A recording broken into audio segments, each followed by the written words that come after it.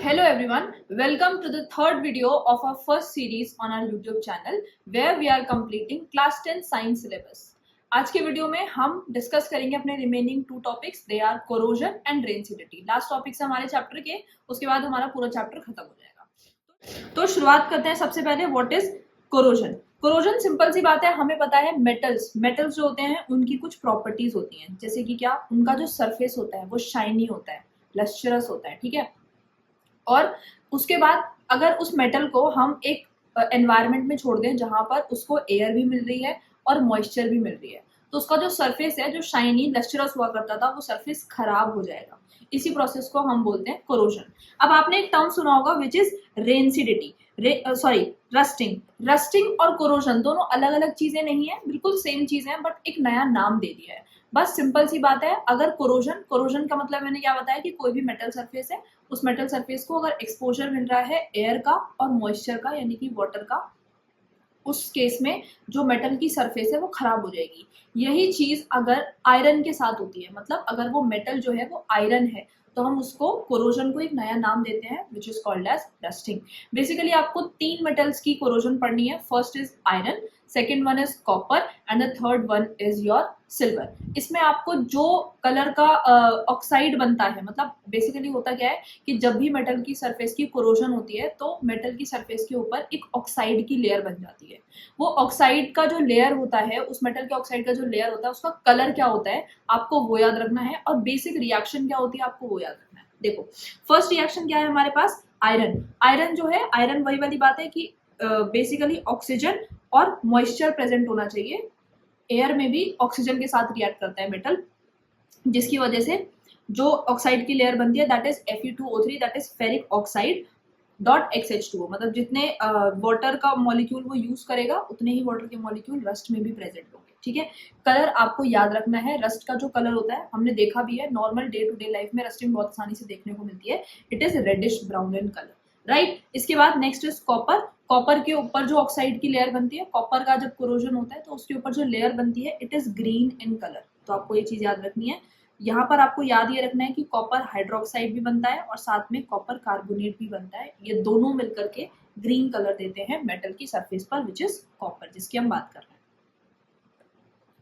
Next चीज जो आती है हमारे पास दैट इज सिल्वर। सिल्वर सबने देखा है, चांदी। चांदी क्या होता है, जो मम्मी लोग पहनते हैं, चांदी थोड़े दिनों में काली पड़ जाती है, क्योंकि ऑब्वियसली चांदी जो है वो हर टाइम एयर के भी कांटेक्ट में आ रही है, मॉइस्चर के भी कांटेक्ट में आ रही है। इस वजह से चांदी धीरे धीरे काली पड़ती जाती है, क्योंकि उसका ऑक्सीडेशन हो जाता है, उसका कोरोजन हो जाता है, ठीक है। और ऑब्वियसली वो काली पड़ जाती है, मतलब जो ऑक्साइड मतलब जो कोरोजन हो रहा है उसका जो कलर है, मेटल का जो सरफेस है वो ब्लैक कलर का हो जाता है। ये चीजें आपको याद रखनी है। कॉपर जो आयरन है, आयरन ऑक्साइड बनाता है। कॉपर जो है वो दो कंपाउंड्स बना रहा है अपनी सरफेस पर, कॉपर हाइड्रोक्साइड और कॉपर कार्बोनेट। ये याद रखना बहुत जरूरी है। इन दोनों का कलर क्या होता है वो याद रखना बहुत जरूरी है। और जो सिल्वर है, सिल्वर बेसिकली हाइड्रोजन सल्फाइड के साथ रिएक्ट करता है, दैट इज H2S के साथ रिएक्ट करता है, और सिल्वर का ही सल्फाइड बनाता है और हाइड्रोजन गैस को रिलीज करता है। और सिल्वर सल्फाइड का कलर क्या होता है, ब्लैक। आइए आगे, जो नेक्स्ट टॉपिक है दैट इज रेनसिडिटी। आपने देखा होगा, खाने को अगर बहुत देर तक बाहर छोड़ दिया जाता है तो वो खाने का टेस्ट खराब हो जाता है, खाना खराब हो जाता है। क्यों? क्योंकि जो हमारे फूड आइटम्स होते हैं उनमें दो चीजें बहुत आसानी से मिलती हैं, that is oils and fats.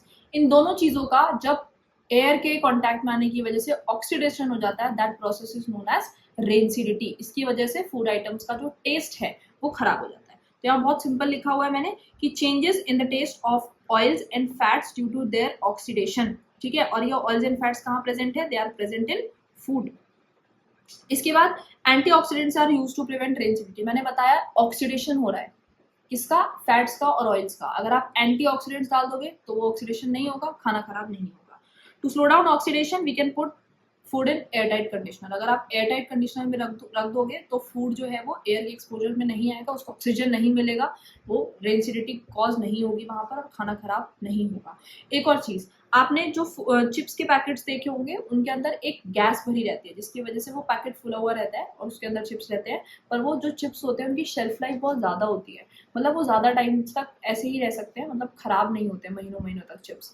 इसका रीजन क्या है, क्योंकि उसके अंदर जो वो जो गैस भरी होती है वो नाइट्रोजन गैस होती है, which is non reactive in nature. मतलब वो जो नाइट्रोजन गैस है वो चिप्स में प्रेजेंट ऑयल्स और फैट्स के साथ रिएक्शन नहीं कर रही है, नॉन रिएक्टिव है उनके लिए। तो इसी वजह से कोई रिएक्शन नहीं होता है, बाहर से कोई चीज आ नहीं सकती है, क्योंकि it is an air type container जिसमें भी चिप्स पैक्ड हैं, वो पैकेट जो है उसके बाहर से मतलब उसके अंदर एयर नहीं आ सकती है। अंदर नाइट्रोजन है जो कि नॉन रिएक्टिव है, इस वजह से चिप्स महीनों महीनों तक आपके खराब नहीं होते हैं। This is the whole concept of rancidity. इसके बाद हम सबको पता है रेफ्रिजरेशन भी हम लोग करते हैं। रेफ्रिजरेशन जब करते हैं तो भी एयर के कांटेक्ट में नहीं आ रहा होता है फूड, तो भी उसकी शेल्फ लाइफ बढ़ाई जा सकती है। ठीक है, चलो आगे बढ़ते हैं। इसी के साथ हम लोग अपना चैप्टर खत्म कर चुके हैं। चैप्टर में जितने भी कॉन्सेप्ट्स थे, सारे रिएक्शन, सारे कॉन्सेप्ट, सारे बेसिक कॉन्सेप्ट्स, जितना भी सब कुछ था, हम चैप्टर खत्म कर चुके हैं। अब आपके पास 3 इंटेक्स्ट क्वेश्चंस हैं। हम आज की वीडियो में इंटेक्स्ट क्वेश्चंस और खत्म करेंगे, तो इसके साथ हमारे सारे के सारे इंटेक्स्ट क्वेश्चन, सारा का सारा थ्योरी पार्ट कंप्लीट हो जाएगा। नेक्स्ट पार्ट में we'll be doing all the back exercise questions, क्योंकि वहां से एनसीईआरटी, वहां की जो एनसीईआरटी है वहां से क्वेश्चन सबसे ज्यादा उठ के आते हैं बोर्ड्स में। ठीक है, चलो तो ये वाले जो इंटेक्स्ट क्वेश्चन है देख लीजिए फटाफट। Why does the colour of copper sulphate solution changes when an iron nail is dipped in it. कल की ही क्लास में हमने किया था कि बेसिकली हम एक टेस्ट ट्यूब लेते थे, उसमें कॉपर सल्फेट भरते थे, ठीक है, उसमें आयरन नेल लगाते थे, तो क्या होता था, धीरे धीरे कॉपर सल्फेट का जो कलर है वो ग्रीन हो जाता था। ऐसा क्यों? देखो कॉपर सल्फेट का फॉर्मूला क्या था, CuSO4। वापस से कर लेते हैं। कॉपर की वैलेंसी 2 होती है, सल्फेट की वैलेंसी बार बार हम कर चुके हैं 2 होती है, क्रॉस करेंगे 2 से 2 cancel, CuSO4 is the formula. उसके बाद हम उसमें आयरन डाल रहे हैं। आयरन का फॉर्मूला क्या होता है, Fe। ठीक है, सिंपल। जो हमने कल डिस्प्लेसमेंट की सीरीज बनाई थी उसमें आपने देखा होगा कि जो कॉपर था वो नीचे था, आयरन ऊपर था, मतलब ferrous that is iron is more reactive than copper. तो ये जाकर के इसके साथ बैठ जाएगा और कॉपर विल बी डिस्प्लेस्ड। ठीक है, तो it will become FeSO4 plus Cu। ठीक है, ये डिस्प्लेसमेंट रिएक्शन होती है। ठीक है, और यहाँ पर बता सकते हो कि this FeSO4 is green in colour. इस वजह से आपको एक कलर चेंज देखने को मिलता है। इसी चीज को आप थ्योरी में लिख सकते हो कि when iron nails are dropped in CuSO4, the CuSO4 is blue in color, but when the iron nail is dipped in it, a displacement reaction occurs, जिसकी वजह से copper is displaced and the ferrous sulfate is formed, and the color of ferrous sulfate is green in color. Simple. Now next example is give an example of double displacement reaction. यहाँ पे वो double displacement reaction का एक example पूछ रहा है। आप लोग लिख सकते हो Na2SO4 plus BaCl2। Simple, double displacement करवाइए, यानी कि Na को Cl के साथ लेकर के जाओ और SO4 को Ba के साथ, तो it would become BaSO4 plus NaCl। और कल की क्लास में मैंने बताया था कि ये जो BaSO4 है ये प्रेसिपिटेट बनाता है। ठीक है, और जो NaCl है it remains in the solution. Precipitate का मतलब हमने कल ही पढ़ा था। प्रेसिपिटेट मतलब कोई भी ऐसी चीज जो रिएक्शन के लास्ट में नीचे बैठ जाती है, सेटल डाउन हो जाती है, क्योंकि it is insoluble in the solution. ठीक है, और it is semi solid in nature, that is known as precipitate. इसीलिए डबल डिस्प्लेसमेंट को जहां पर प्रेसिपिटेट बनता है, those reactions are known as precipitation reaction also. ठीक है, आगे बढ़ते हैं। Identify the substances that are oxidised. Simple, कल मैंने बताया था 3 चीजों से डिसाइड होता है, ऑक्सीडेशन या फिर रिडक्शन। सिंपल, एक बार फटाफट से रिवाइज कर लेते हैं।